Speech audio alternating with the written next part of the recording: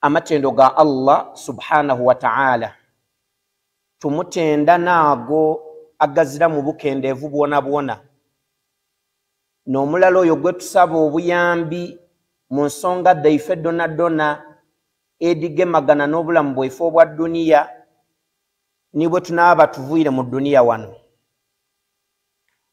era tumusaba okuba nga tutaasa okuba nga tugwa mu mirimu emibi olw'okuba Allah subhanahu wa ta'ala gwaba alungaimya ezirasobola kuba nga amubuza ate yena abuze tasobola kulungamizibwa okutoka nga Allah subhanahu wa ta'ala amulungaimya singa ife bantu bigambo byaife byali birungamya Nabi Muhammad sallallahu alayhi wa sallam baba w'omuto Abu Talib tiyandifiire nga ti musiramu kuba Nabi Muhammad neyeikibwako obubaka huwa allazi daa an-nasa min adh-dhulumati ila an-nur neyakola abantu okuva mu ndikiriza gye baalimu ey'okugaita ku Allah ey'okusinza amasanamu beire eri okusinza Allah subhanahu wa ta'ala wa ma'a dhalika lam tasilu hadhihi al-hidayah ila ammihi obulungamu obwo tibwatuuka ku baba w'omuto Abu Talib. Allah subhanahu wa ta'ala lubeerera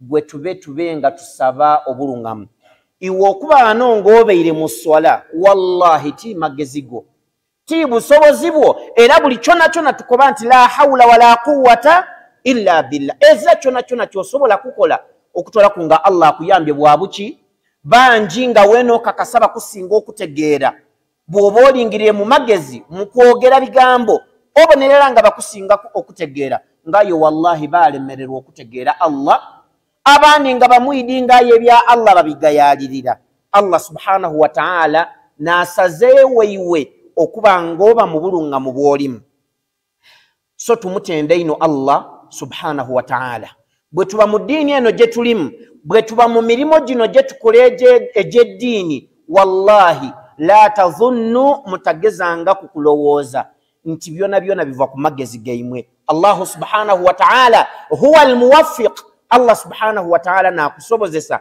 okuba ng'okola ebyo byona musaba eise ebyengera okusasa n'emirembe ku mubaka Muhammadin sallallahu alayhi wa sallam basahaba be abamubeeraku mu kuba nga batambuza kalimatu la ilaha illa Allah Muhammadu rasulullah okutuusa ng'ezirayo kitundu wa illa waqad wasala ilayhi al-islam ezirayo kitundu okutwaku ng'obusiraamu bwakola ki bwatuukayo tusaba Allah abaiseeku okusaasira abenga abasiima bona n'oyo yena n'agema enjiri eyo okutuuka ku lunaku olw'enkomerero Allahumma amin.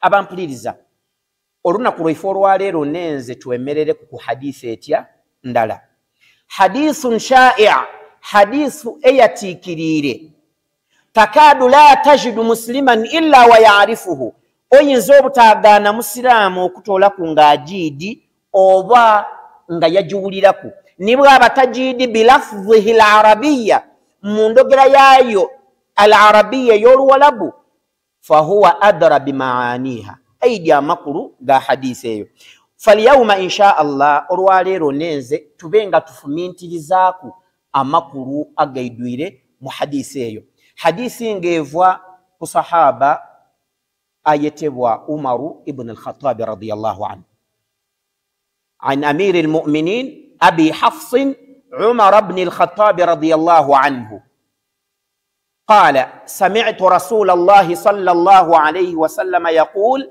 إنما الأعمال بالنيات وإنما لكل امرئ ما نوى فمن كانت هجرته إلى الله ورسوله فهجرته إلى الله ورسوله ومن كانت هجرته لدنيا يصيبها أو امرأة ينكحها فهجرته إلى ما هاجر إليها أيوني حديث ووجتب عمر ابن الخطاب رضي الله عنه أتنمزانغا تقبع سمعت رسول الله يولد تبام كبير أبو كبير قبل يولد بجانبو بنو ngabito laku mubaka Muhammadin sallallahu alayhi wa sallam ngakoba innamal a'malu binniyat هذا هو اللفظ الأول من هذا الحديث ekigambo ekisooka mu hadith إنما الأعمال بالنيات emirimu gyona gyona gibalibwa nti mituufu kusinziira ku bigendererwa omuntu agukoze kyakoze eki kyagendereire. هذا هو معنى الحديث نامكلو جي حديث إنما الأعمال بالنيات. ففي العربية يوجد أسلوب يسمى أسلوب قصر. أسلوب يو ياكوبانغا انت omulimo guno gona goli kukola tigwida kuba mulimo tigwida kuba omulimo ogwikirizibwa mu maiso ga Allah subhanahu wa ta'ala illa binniyat okutoolaku niya yogukoleireku nejo okuvaako omulimo ogwo okubanga gutuuka oba nga tigutuuka okubanga guba mutuufu eri Allah subhanahu wa ta'ala oba obutaba mutuufu. Nabi sallallahu alayhi wasallam ajamma isonga akoba nti wa innama likulli mri'i ma nawa era buli muntu kyafuna mu mulimo havu yalina mu mulimo omulimo ogwo gwakoze ma nawa ekyo kyaluubirira okugukola. Kitendi kutegeeza Nabi sallallahu alayhi wasallama alitukobera nti omulimo okutuuka ewa Allah subhanahu wa ta'ala binniya gutuuka kusinzira ku kigendererwa ekiviirire kuiwa okubanga okola omulimo ogwo era n'empera yofuna ala kadri niya kigero kya niya kigero kya kigendererwa kyobeire nakyo mu kukola omulimo ogwo. Thumma masala bimisal Nabi sallallahu alayhi wasallama min turuqi ta'limihi munjira mungeride yabitangamu okubanga asomesa abasahaba darbul amsila okubanga akube emifwano hatta yuqarriba almaani aljamila asobole okubanga asembeza amakulu abantu basobole okubanga bagategeera. Fabil misali yattadihu almaqal buli we tuleeta example ebyogereibwa byona byona omuntu ng'amaze okubona ekyokuboneraku bw'asobola okuba ng'ategeera amakulu fi haqiqatihi mu butuufu bwago. Nabi sallallahu alayhi wasallama bw'amala okubakoba nti buli mulimo gwona gutuuka ewa Allah gwabalibwa nti gutuuse gwabaliba nti mutuufu kusinzira ku kigendera kyobeire nakyo mu kuba ng'okola omulimo ogwo era n'empeera y'ofuna mu mulimo ogwo gw'okoze esinzira ku kigero ky'ekigendererwa kyobeire nakyo mu mulimo ogwo. Yatukubira omufano yakoba kali kaseera nga basahaba basengwika okuva e Makka baja e Madina. Fakanu qad hajaru min Makkata ila al-Madina baali bamaze okusenguka okuva e Makka bajawa e Madina nga bavuire min biladi shirk bavuire mu kifo awali okugaita ku Allah subhanahu wa ta'ala ila biladi al-Islam baiza wali obuslam li iqamati ad-din ng'ekigendererwa ekikulu bavuira eri shiriki eri okutulugunyizibwa beirere basobola okusinza Allah jalla jalaluhu mu butebenkevu.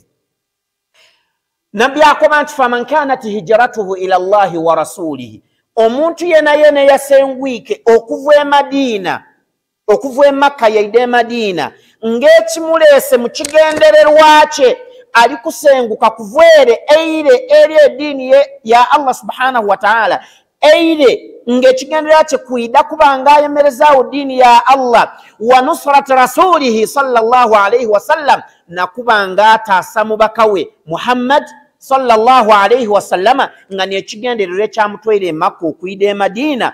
Nabi sallallahu alayhi wasallama atukoba nti fahijratuhu ila Allah wa rasulihi era n'empeera ewa Allah subhanahu wa ta'ala wa kubalibwa nti yasenguka kuida eri dini ya Allah na kutaasa mutume Muhammadi sallallahu alayhi wasallam nga oyo naalijo okufuna mu muhijira hatta takuna hadhihi alhijratu ibadatan hijira eyo okubanga ibada okubanga afunamu empeera ewa Allah subhanahu wa ta'ala yali ezimbibwa kukusenguka kuveere mu shiriki muntu aide eri okusinza Allah subhanahu wa ta'ala ava eri okutulugunyizibwa eide awantu awali okusinza Allah mu mbeera ey'obutebenkevu n'okutaasa mutume Muhammadin sallallahu alayhi wa sallama hatta yuwassila risala asobola okuba nga atuusa obubaka obwamutumibwa Allah subhanahu wa ta'ala. Na bwe kiti yasenguka olw'enniya eyo olw'ekigendererwa ekyo n'ajja okufunamu empeera ewa Allah subhanahu wa ta'ala. Nabi sallallahu alayhi wa sallama ajja mu maiso ng'akoba nti waman kanat hijratuhu liduniya eyasengwike yava e Makka yaide Madina nga duniya nekoze eki nemuleese. E Madina eno waliyo okulima ati hijira etuuse kansenguke nje nimentende zena nfune kwa kati akabola kansenguke nvwene Makka njere nsobola okuba nga ntambuza bulungi business dange kansenguke nvwe Makka nje Madina nsobola okola kino ni kino. Faman kanat hijratuhu lidunya yusibuha eyasenguka kulwa dunia nabbi abakoba nti eyasenguka kulwa dunia empeera yejja kukomaawo Allah kumuwa dunia walaysa lahu fil akhirati min nasib kunkomerezayo mugabo lwaki ekigendererwa ekice kyabeire ku dunia na bwe kitoni Allah kikyakusasulamu dunia yali jokola ki okubanga akuwa awe mara'atin yankihuha eyasenguka nga asengikirwa mukazi enombeire Makka ng'abantu tibambo nawo banzalawa kansenguke envwe Makka nje Madina nsobola okutuuka eyo mbeki mu bantu abayaka abanasobola okumpa zeno omukazi yankihuha empeera ye kabiri kufuna mukazi oyo yakola ki ate ng'ensonga eyo be yali alikoba ku basahaba be yali alikogeramu ebigambo ebyo ekigendera kyabwe tikyali n'ekyo wabula hatta tasila ilaina risala obubaka busobole okubanga butuuka niifwe emirimo gyonna gye tukola oligikola kulwaniya ki olikola omulimo lwakigendererwa ki. Fa ikhwani fillah baganda bange tugezeeyo kwina okubanga tutulongoosa enniya daife mu mirimo gyonna gye tukola ki gye tukola.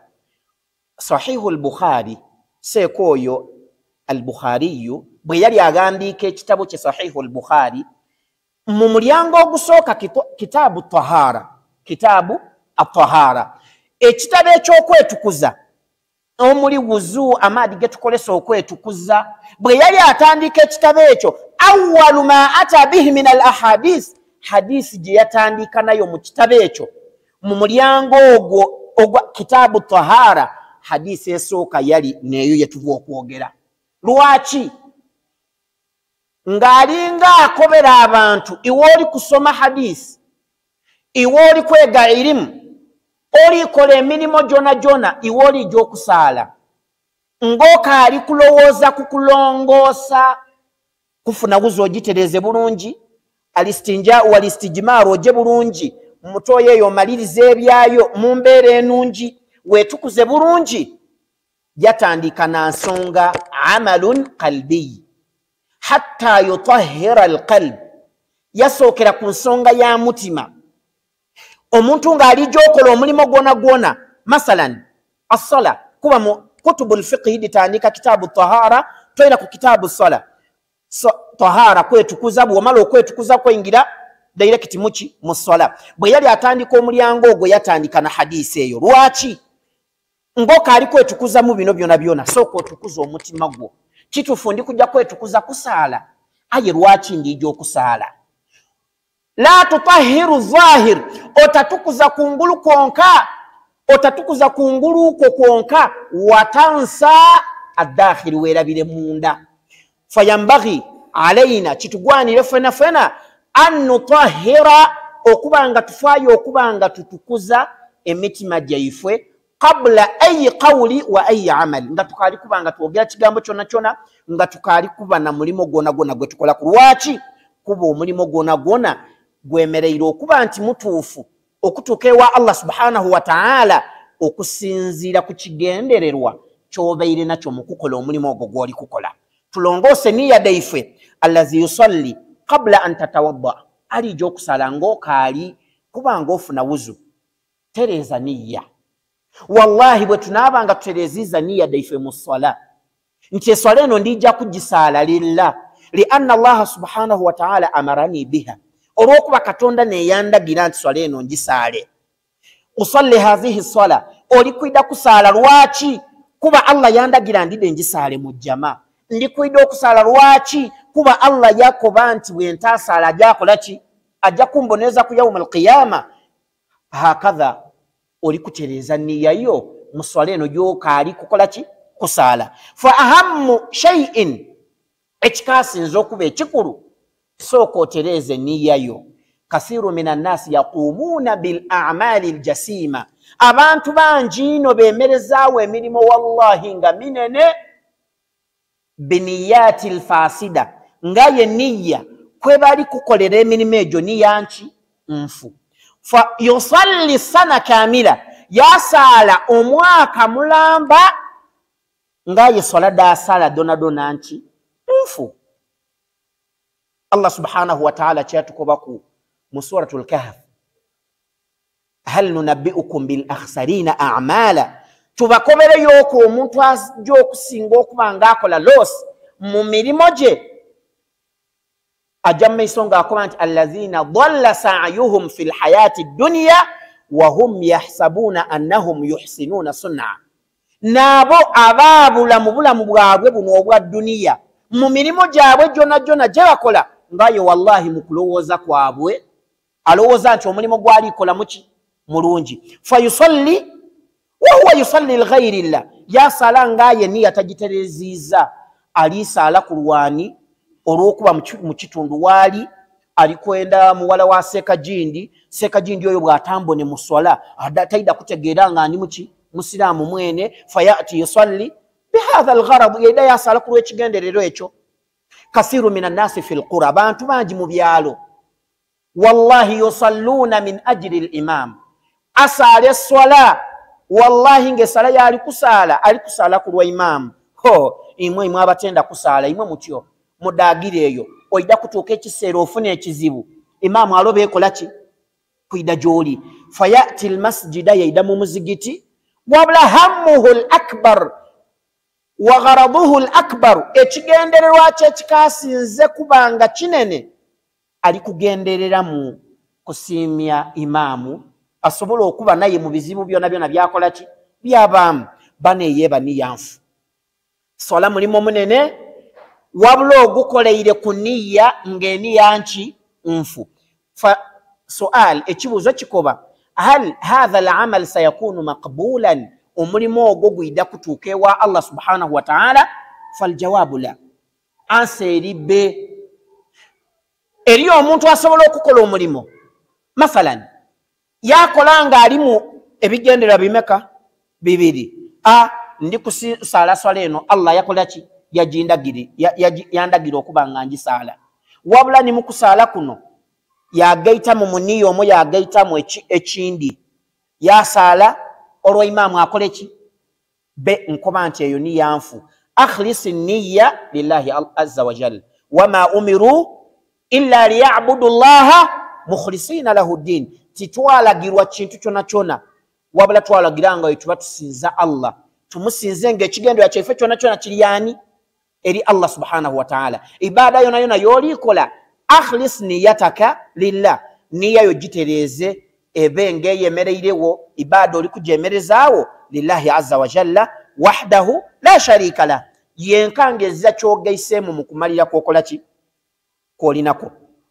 Allah subhanahu wa ta'ala mu hadithul qudus kyova tukoba nti ana aghna ashuraka yani shiriki bona mu niyya d'abantu de bangaitamu ole yakola omulimo nga agukoze kulwa Allah ni kulwa okusimya jindi n'olwekigendererwa jindi na Allah subhanahu wa ta'ala tutegeza mu hadisi eyo yatukoba nti nze asinga bugaiga ndi mugaiga kwebyo byebakola ki byebangaitako man amila amalan omuntu yena akola omulimo ashraka ma'i fihi ghairi nga mukukola omulimo ogwo muniyya mu kigendererwa kyabaire nakyo mukukola omulimo ogwo agaiseemu ekitali Allah subhanahu wa ta'ala ateiremu ekigendera mu bigendererwa by'edduniya ngayo omulimo gwalikola gwa ibada Allah atukoba nti taraktuhu wa shirkahu omuntu oyo omuleka n'okugaita gwe ekitegeeza fahadha al-amalu ghairu maqbul omulimo ogwo timutuufu tigwikirizibwa mu maiso ga Allah subhanahu wa ta'ala. Falwajib ekitukakataku an nukhlisa al-a'mala lillahi azza wa jalla. Emirimu jona jona gye tukola tugikole ngaye tuligikola ku lwa Allah jalla jalalu. Ndoga eri wano abakoba nti abantu bakole emirimu eminene. Wallahi al-insan omuntu asobola okuvaayo yamala esente obukaire obumala amakumi nga ameka abiri yaje yagasasula yali gyakola hijja ngaye ekigendererwa kye kiki kifu. Wallahi ndina haji yali ali gyokola hijja ng'obwo tuli kumubisaamu mu mirimo gya hijja biki ebikolebwa mu hijja asobola okutuuka ng'ali ku nikyakola ki nikyaidi wabula ekyasooka okumala enviiri ku mutwe yayogera ekigambo yakoba nti ensonga eno ebeire enumiriza ino amaka gaife gabulamu gatyani haji mbeire tyala mu banange nga bankoba nti iwe oli mugaiga kyotali ki haji. So ebintu ebisoomooza bibeire bingi n'asalawo nti kamale gajja gakola ki hijja. Basiraamu mbabuuza oyo hijja eyo yali ali gyakola yaki wangi mbeire tiyala mu banange nga banange bwe tuli ku grade ndala abasiraamu bona ba haji family yaife ebeerezira kitiibwa olw'okuba ebeerezira muki haji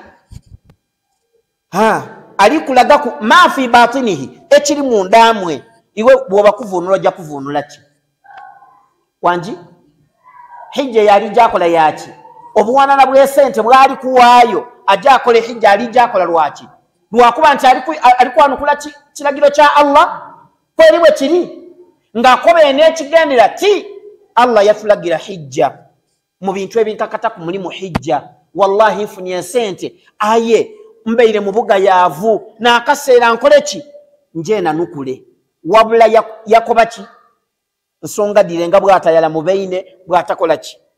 Wallahi omulimo gwabanga munene gutyo lakinahu mabniyun ala niyya batila nga guzimbibwa ku niyya ki ojja kumwagaana ajja kutuuka mu hijja akola emirimo atuuke jona yatuufu hawla al-Kaaba yas'a baina Safa wal Marwa atambule wagati wa Safa ni Marwa yetoolole Kaaba amalirize ebiwaji byonna akola emikolo nga bwe gikola ki. Wallahi ngaye niyya yali kola nki. So mu byetufuna mu hadisi eyo wallahi omuntu asobola okukola omulimo nga munene nga gwa sente yalemererwa ofunamu empeera etya ate gyaloba kukomaawo ng'omulimo ogwo gujja kumufuukira kabiri kizibu ku lunaku olwaki olw'enkoberero. Nabi sallallahu alaihi wasallama bye yayogerako abameka abasatu abalijja okubanga basooka okwingizibwa omulimo minal muslimiina mubaki mu basiraamu mu bantu abo mwalimu omuntu awaayo mu njira ya Allah ngaaye mu kuwaayo mu njira ya Allah alikwenda abantu bamwogere ku nti karimu mugabi nga nekigendererwa era wallahi ng'embeera de dona ye webati bali kumubona tasobola akola ki era saddaaka lwagiwere yalina ogirangirira muli kusonda wano yayimera yakuba ati nganze ku lwange mulekere kusonda edisigeyo dondona nja akola ki nja kudibawa tuli galala wewabulawole ni bwamutuukirira tulina obwetaavu jindi ni jindi mu masjidi wano ngaye ayenda nga abantu bakola ki baliwo basobola okubona nti jindi yakoze eki. Wallahi omulimu ogwo kigutuuka wa Allah bwe kibanga n'ekiki. Nabi sallallahu alaihi wasallam atukoba nti omuntu oyo ajja kuleetebwa bamulage ekyengera kye bamwikizeeyo einuma bamulage ng'ali kubitiriza okuwaayo mu njira yaani ye Allah bamulage ekyengera ekyo kye yali nakyo mu duniya bamubuze nti ekyongera ekyo wakikolera mu ki ati nze kyaleka ku njira nungi okutola ku ngana waayo ki. Allah amukobe nti kazabta okoze eki olimbye wawaayo wafuba ino okuwaayo mu njira ya Katonda bakweta omugabi faqad qil ekyo ekigambo bakikuweeta alagirwe bamugeme bamusuule muki mu muliro ngaye omulimo guno gwe yakola ng'ali gukolera ku niya eki enfuna oguli kumuleetera ebizibu. Owundi yalwana mu njira ya Allah ngaye mu bigendererwa byayenda bandeeta omuzira yagwayo yalwanisa abalabe yabalwanisa paka bwe bakola ki bamulaga ekyengera bamukomenti komenti nalwana mu njira ya Allah kutaasa ddiini yani ya Allah okutuusa bwenafu bamukomenti be olimbye walwana okulwana okwo wayenda bakwete ki. Omuntu owookusatu talibul ilm omunoonyi wa irimu omusomi asoma al ilmu shar'i irimu egemagana n'amateeka gani ga Allah subhanahu wa ta'ala. Banji obaagana mu masomero nga ekigendererwa kye ekyokusoma eriyo seeka yeepanka kuki ku kyalo ati seeka oyo twenda kukola ki twenda kumumala yalowooza nti niyeeka seeka kanje musomere. Eri yasoma yaja yagema Qur'ani ngaye ekigendererwa mu kugema Qur'ani ali kwenda ki ze nabandete kwani afizu yasoma eddiini ye nayenda bamwete kuki. Ate wallahi abantu ekika ekyo obeegendereza omwetanga ku eriina lye nga toteireeku seeka. Wallahi ojja kwagana nga yena akoze eki kiringa ole haji eyajja olw'ekigenderero ekyo yena ayetebwe kuki niwo omweta n'omukobooti bumaali ati iwe toidinga nakola hijja iwe toidinga nakola ki akuidusa n'okuidusa nze kati saawa eno tikaali ku level edo tibakandeta bumaali kyonka olina asooka ku ekitiibwa wa einuma olina okobooti hajani era anwanaina akole ni hijja ey'okumeka ey'okubiri oija wane waife Uganda mu bwokola hijja endala bakweta haji bweyongeraku ey'okubiri n'ey'okusatu bakweta batya alhaji era bwe bamweta haji akoba ati erya idala nakola ki nalivwaku saawa eno nizaani alhaji. Tuligalala tutereze niya daifa mu mirimo gyonna gye tukola ki gye tukola we tuba twenda ofunamu ewaani. Omusomi wa irimu otasoma kujja kweta seeka bano ebitiibwa muzira ebitiibwa mukola ki soma irimu yo biniya sahiha nini yaki entuufu wetwoleko obutamana osobola okusinza Katonda wo atya omulala osobole n'okuyamba kw'abandi okuba nga bategeerani fahadhihi ya niya eyo niniya entuufu ye tulina okuba nga tusomeraku eddiini eno ali kusoma Qur'ani wallahi buli nukuta gy'osoma ofunamu ki buli nukuta gy'osoma ofunaku empeera ewaani ewa Allah subhanahu wa ta'ala. Emyaka gye tujja okumala mu kusoma Qur'ani emyaka gy'omaze ng'osoma Qur'ani otagireka gijiraawo habaa mansura ng'eza kyofunye muwala. Tereza niya yo mu kusoma ki wa'alam anna bikulli harfin hasan buli harufu gy'osoma mulimu ki empeera. Ekyo kyoba okole ki nti ndi kusoma Qur'ani eno gye ndi kusoma ibtighaa mardatillah ndi kunoonyamu kusiimibwani Allah subhanahu wa ta'ala. Bino ebyebitiibwa kodi bande tafizu kodi bande tiseeka banati ebikulu ekikulu omulimo tugutereze tugukole kulwani kulwa Allah subhanahu wa ta'ala awo bwe tunaafunamu na bwe kityo giba mirimo minene omuntu yamaliriza nga tafunye mu mpeera wala etya wabula nga afunye mu musango wani wa Allah subhanahu wa ta'ala. Era ni mu bukulu obw'enniya omuntu asobola okufuna empeera enene ey'omulimu omuki omunene nga n'omulimu tagukoze nga n'omulimu takoze eki mu hadisi Nabi Muhammad sallallahu alaihi wasallam yatukoba nti waman hamma bihasana omuntu bw'amalirira okola ekirungi niya yaidula okola ekiki falam ya'malha oluvannyuma ekirungi ekyo kyanuwirire kyamalirira okuba nga akola yaloba akola ki kutiba lahu hasanatun kamila abalibwaku nti akikoze mu buki mu bwiduvu. Adribu lakum misali mbakubira omufano eriyo omwetaavu gw'ogiira okuyamba masalan ala sabili misali eriyo omwetaavu ali mu muzigiti wano oyiye kumuyamba ku bwetaavu bwakola ki mu kaseera gaatuukire nga n'obeire esente dizirawo waavaawo walumuka mangu waka ojja ofuna akasente oyidde okole ki muli kwetegereza bulungi ogiire okutuuka ng'omwetaavu ebibye biweire n'okujja akoze eki agiire wallahi tujaru ofuna empeera nti omulimu ogwo ogukoze ng'ayi tokoze eki tuli walala mulimo ofuna empeera nti ogukoze nga itokoze eki togukoze. Ensonga ey'okubiri, omuntu omalirira okujja okusaala esswala. Omalirira okusaala ki? Wava n'ewaka ng'oli kuyida kusaala swala ya jama, watuuka mu njira waba n'ekikulemesiiza masala n'ofunye buzibu, walemererwa okuyida okola ki? Allah akubala ku empeera ya jama. Lwaki? Olwaniya gy'okoze eki? Gy'obeire nayo. Kunta takhruju lil hajj, obeire oli kufuluma kujja akola ki? Hijja. Watuuka mu njira walemererwa, ala sabili misali, oba wano ku airport watuuka ng'olina ekizibu ekikulemesa okola ki? Okujja. Oviiramu awo, kutiba laka hasanatun kamila, owandiikibwako empeera nga mu buki? Mu bwiduvu. Lwaki? Omalirira omulimo okuba ng'ogukola walemererwa bwa buki? Nabwe ekityo niyo ekyo bweri. Bangi bafuna empeera ed'emirimu eminene ng'omulimu takoze eki? Tagukoze. Ate bangi bakola emirimu eminene bamaliriza nga baviiriremu awo, tafuniemu wala katya wala kalala mu maiso ga Allah subhanahu wa ta'ala.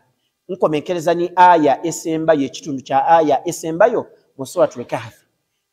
Allah subhanahu wa ta'ala bwe yali atukobera yatukoba, faman kana yarju liqa'a rabbih, omuntu ali mu isuubi akakasa nti ajja kusisinkana Allah subhanahu wa ta'ala, buli alowooza nti ajja kusisinkana Allah subhanahu wa ta'ala amubali, ng'olina obwikiriza obwo mu mutima gwo nti Allah oli waakumusisinkana, Allah amulagira ki? Falyamal amalan saliha, akola emirimu nga miki? Mituufu. Wal amalu salih, omulimu omutuufu oba omulimu omulongoofu, huwa al amalu al muwafiqu lishar'i, n'omulimu oguli mu mateeka ma shara'ahu Allah subhanahu wa ta'ala wa rasuluhu sallallahu alayhi wa sallam. Omulimu ogwo Allah gwe yalaalika, Nabi Muhammad sallallahu alayhi wa sallam gwe yayinonola, n'ogwo gwe beeta omulimu omuki? Omulongoofu. Asuubira okusinkana Allah, falyamal amalan saliha, bw'aba akola mirimu akole miki? Emituufu. Egyo Allah gye yakola ki? Gye yalagira. Ensonga ey'okubiri, wala yushiriku biibadati rabbihi ahadan, bw'aba asinza Katonda we mu nniya atageza kuba nga agayita mu kindi. Bw'oba osinza sinzaani, ekigendererwa kyo omulimu gulongoose, tukuza nniyayo, obe ng'oli gukola kusiimyani Allah jalla jalaaluhu yenka. Wala yushrik biibadati rabbihi ahadan, bw'oba osinza Katonda otageza kugayita mu nniya yona yona. Fahadhani huma sharutani, obona obukwakuliza obumeka? Obubiri.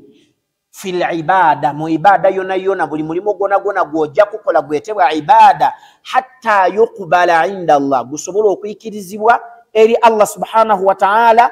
Akakwakuliza akasooka, muwafaqatu shar'i, omulimu ogwo gulina okuba nga guli mu mateeka. Allah yagulagira, Mutume sallallahu alayhi wa sallam yagukola ki? Yagusomesa.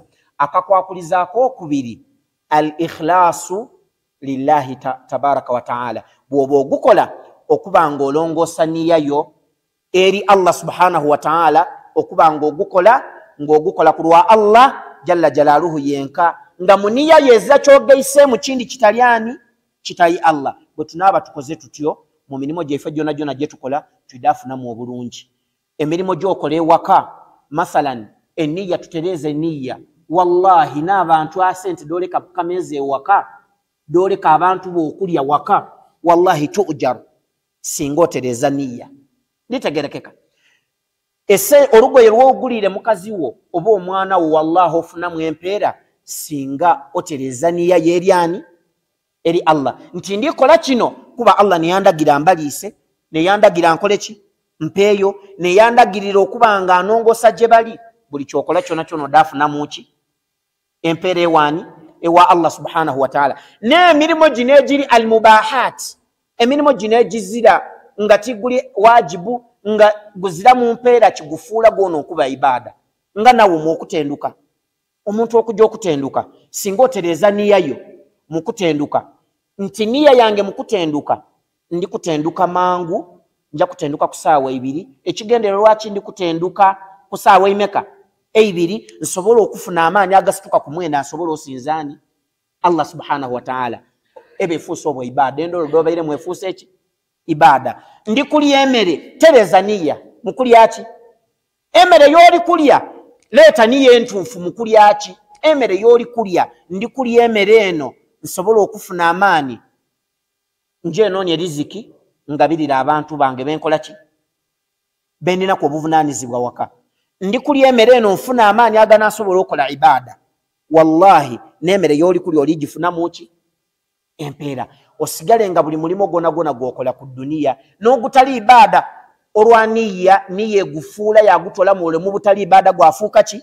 ibada nga ekyo ekiviirireku ekigendererwa ekikukozesa omulimu ogwo jazakumullahu khaira wa barakallahu fikum wa ahsana ilaykum ajma'in tusaba Allah subhanahu wa ta'ala atute mu bantu